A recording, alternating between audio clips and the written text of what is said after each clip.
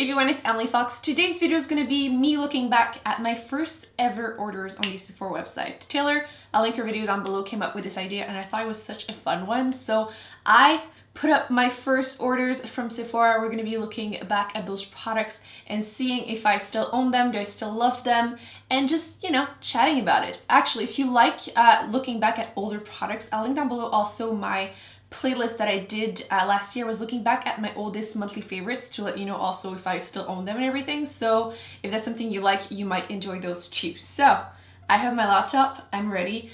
I knew what my first ever order was going to be because I feel like it's going to be like a lot of people's first order ever. It was November 14, 2011, and I bought the I feel like everyone back in the day went absolutely insane over this palette. It was kind of revolutionary, and now we have like a bajillion neutral palettes. But the Urban Decay Naked One palette, and this isn't the exact one that I had back in the day because mine mysteriously disappeared, and I mean, I haven't touched it as much since. However, it was such a great palette for every day. I used to like, I feel like everyone did, but my everyday makeup look consisted of Sin all over my lid, Naked in my crease, and sometime when I wanted to go darker, I went with like Buck in my outer V, or even Virgin like under my brow bone because sparkly white under your brow bone used to be in. So yeah, this used to be my everyday makeup look. And I also liked a few of the other shades, but these were like my 4 most worn ones. And I feel like Urban Decay is not getting as much love with their eyeshadows as they used to, but I think this is still a really solid everyday eyeshadow palette. It's just that now we have like so many more options, but I have no issue with the formula of these. I haven't used that much like these two, like a couple of the darker ones, but I still think it's a really solid palette. No regrets here, and I used to love this so much. And we used to have like really dirty ones too, and yeah, I'm not unhappy, but I didn't realize I've had this for like 6.5 years. I also got a bunch of samples. I feel like it's going to be the case. I feel like back in the day I used to go crazy for samples of like perfume and stuff, and now I'm like, no, please, no more samples. Otherwise they just accumulate, right? That was my only product in that order because I was absolutely broke. Next, closer to Christmas, I got a few more things. I got the Mercier Tinted Moisturizer, the mini one in the color Nude, which was a bit dark for me for the winter, but I used up completely that thing and I used to really love it. I actually repurchased it much later and I was obsessed with this. It was like a perfect everyday tinted moisturizer. I was not a full coverage girl and I wore the crap out of this. I definitely still think it's a solid tinted moisturizer. And I also got the Philosophy Hope in a Jar. I decided to gamble a little bit into the skincare world, and can I just say it? Like, I'm gonna come up front and say it, but that cream smells like little feet. Like fish and little feet. I don't get it. But I did think it worked nicely, but I would only wear it at night because of the scent, because otherwise people would be able to smell it on my face, and it's just not it for me. But yeah, I had dry skin at the time, and it was like a splurgy item, and I did enjoy it till the last drop, but I have not repurchased since because the scent, it just gets to me. I can't deal.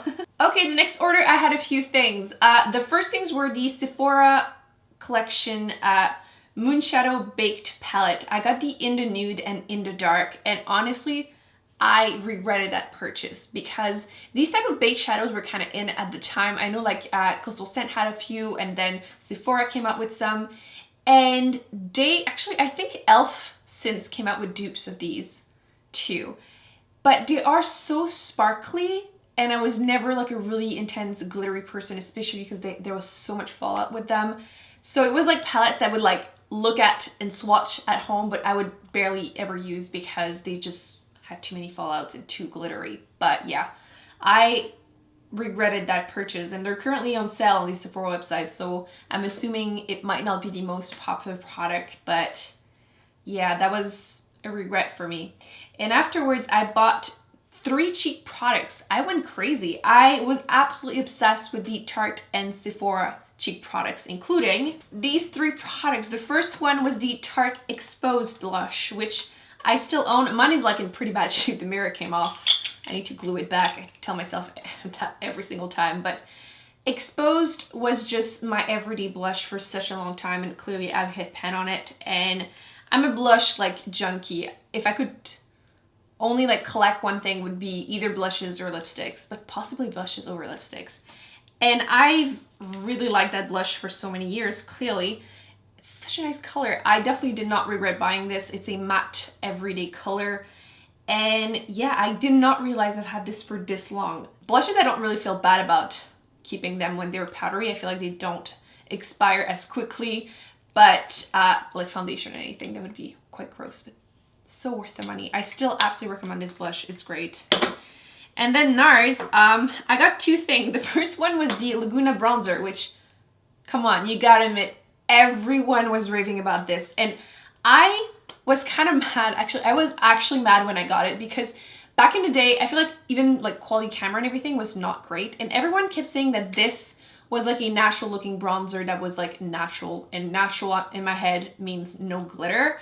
And when I got it, and if you ever see it in person, it looks like there's a few particles of glitter in there. And I was so mad because I had just been burned by the MAC Soft and Gentle highlighter, which, do you want me to do like a version like this from MAC? Because I used to order way more online at MAC and Sephora. Sephora would go in store, but MAC, I always had like a horrible experience. Every time I would go in the store, the girls that would work there would just like look at me funny.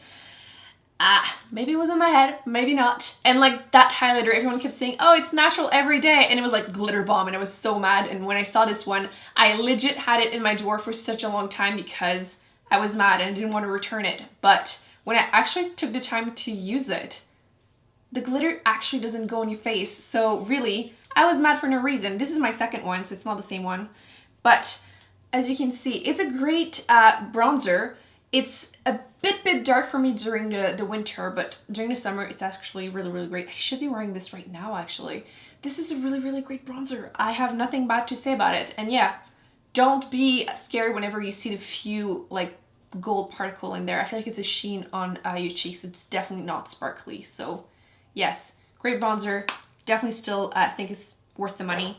And the other blush, I was so obsessed with this blush, and it's like in a horrible, dirty condition, and it's the color Deep Throat. And I hate the name because I was asked so often back in the day about this blush, and I hated mentioning that it was called Deep Throat. Like, often it would be like middle-aged woman, and like you're saying, oh yeah, I'm wearing Deep Throat on my cheeks. Like, I'm looking insane. But yes, such a good blush. I had a friend that had the color Orgasm, also a good name, and every time I would try it on, it would be too reddish, like orangey on me, and everyone used to only rave about that one. But this is what that shade, like, I wish Orgasm was on me. This makes for some really weird explanations, but yes, I prefer Deep Throat over Orgasm. I still do. But yeah, this one is just a little bit lighter and a bit more like pinky. And if you feel like peachy blushes never work on you, but you love them and you want to start wearing them, this color is just amazing for that. It's just pinky enough. And it does have a sheen, but again, even though there's like a few particles of glitter inside of it, it's more shimmer than glitter, to be honest. I don't feel like it really transfers on the cheek. It's definitely like a natural sheen, like almost like a bit more than a satin finish type of thing. And yes, still absolutely think this is a great blush. Again, something I need to wear more, but I feel like on YouTube, we're always like searching for the new thing. So I'm always testing new stuff. And sometimes some products kind of end up going back in my drawers and I forget about them. But this is such a good product and still very happy with it. Oh my God, the Nars Sheer Glow Foundation. First off, are we noticing a pattern? I was obsessed with Nars and I decided to try this foundation because once again, everyone was raving about it. And I got the shade Deauville, which I remember it being so freaking yellow on me. But I thought that was the look because, again, back in the day, everyone used to wear, I feel like still, everyone is very warm tone on YouTube. So whenever you watch other people and you're trying to like decide what color you would be, I decided to go with Deauville because I thought it was a little cooler tone, more neutral. And no, wasn't. And I used to love it. But then when I like, before finishing it, I stopped using it, switched to something else, and when I went back, I realized that I hated this foundation on me. And I don't know if it's because my taste or my skin changed, but I realized how cakey it was on my dehydrated skin. It used to be quite dry too. And yeah, straight up yellow, like really thick and just not like sheer glow. It wasn't sheer and it wasn't glowy on me. So yeah, I did not repurchase this foundation again, and I just don't think it would work for me anymore. But yes, it used to be so popular. I'm noticing that like every single order I'm getting like those sample sizes of perfume because I didn't want to buy perfume. When you think about it, perfume is so expensive. So yeah, I used to get Viva La Juicy samples of perfume. Oh my god, I don't have this anymore. But do you remember that everyone used to love the Korres?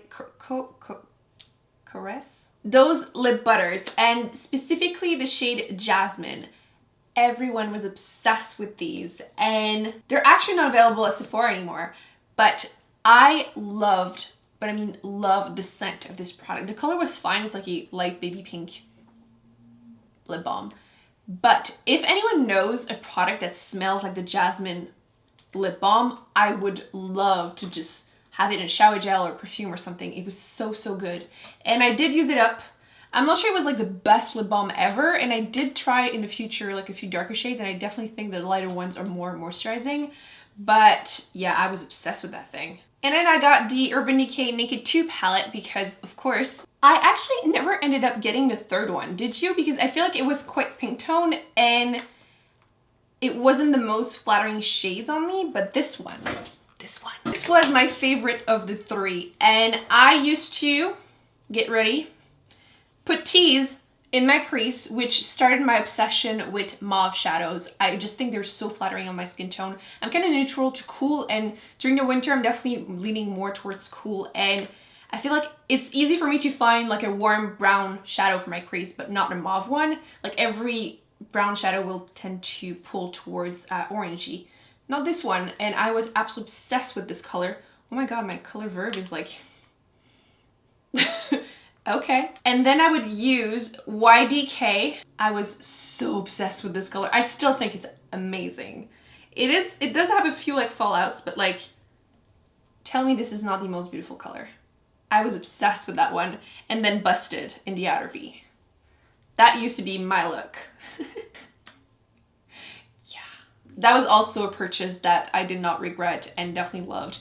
I do feel like, once again, in this palette, there's a few shades that I didn't use much, like Chopper or like Blackout or Pistol. I'm not very like silver person makeup look. I feel like it really ages me if I do that, but yes, I love this palette with my whole soul back in the day. And I haven't used it again recently, but it's again, I feel like it's just because there's so many things coming out all the freaking time, but still, such a good product. Let's do like one more. So 2012, the end of the year, I know it's on this thing, I just used it this morning. It's not this color, it's the other color that I still have, shamefully, but 2012, December 2012, I got the Makeup Forever Full Cover Concealer, which makes me realize I've had this for 5.5 years. That is so gross, Emily. But it's still working fine. I probably shouldn't apply this on my face, but it still works so good. But yeah, again, it's not this color, it's the other color, so that's my excuse to still be able to use it. I am so gross, you can totally call me out on it, but this is the best face concealer like ever. I have tried it so many, but it's still the one I go back to because yes, it's it's Makeup Forever, so it's pricey, and holy sh. The price right now is more expensive than I remember it being. I thought it was like 20 bucks.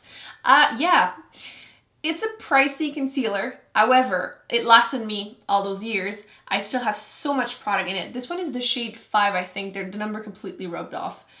But it's waterproof. It covers the pimple. It doesn't oxidize, so you don't end up going to the bathroom later with like a orange pimple or like nothing covering your pimple. You could swim with this.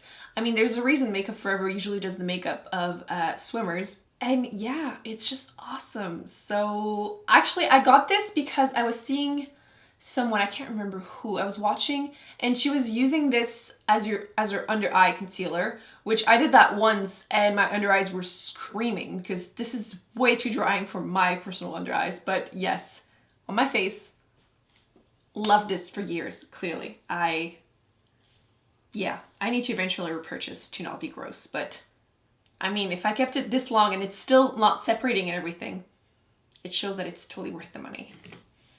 Damn, I'm gross. Not sure this video is a really good idea. Ooh, okay, this one was after Christmas, so clearly I made use of that money. I got a few things. The first thing I got was the Origin Vitazing Energy Boosting Moisturizer, blah, blah, blah. And again, another product that everyone was raving about. People used to use it as like a primer to give them a little bit of color before sometimes applying something else. And I used it, and because it was the middle of winter and I used to not self-tan ever, I was really, really pale.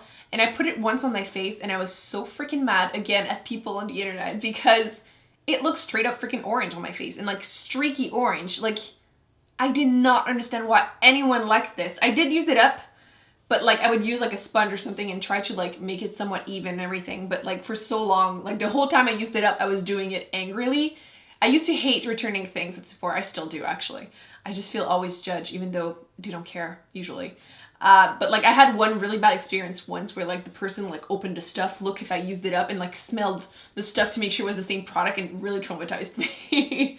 But yeah, I resented that product the whole time I used it. And the worst thing is that I personally really love Origins. Like there's so many products that I love from them. Actually, the other product that I got in that haul is from them. But yeah, I just hated every second of it. The other product is still something that I use. I believe it might be in my bathroom. I'll look in a second. But like it's the Origin Super Spot Remover Blemish Treatment Gel. And it's a tiny bottle. However, it lasts you like a long time.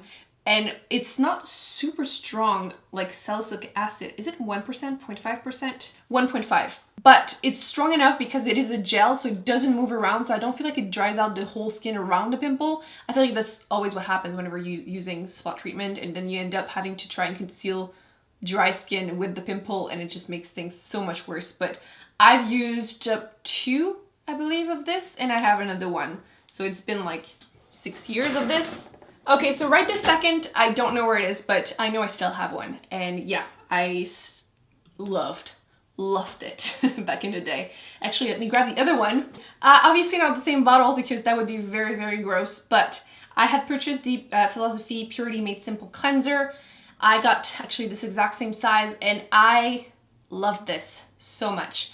This is my 4th bottle maybe. And I know that there's quite a few ingredients in here and not everyone absolutely love it. However, for me, this is one of those products that when my skin would freak out because of whatever reason, I knew I could go back to this and it would just calm everything down. And like I said, I've used up a few bottles of this.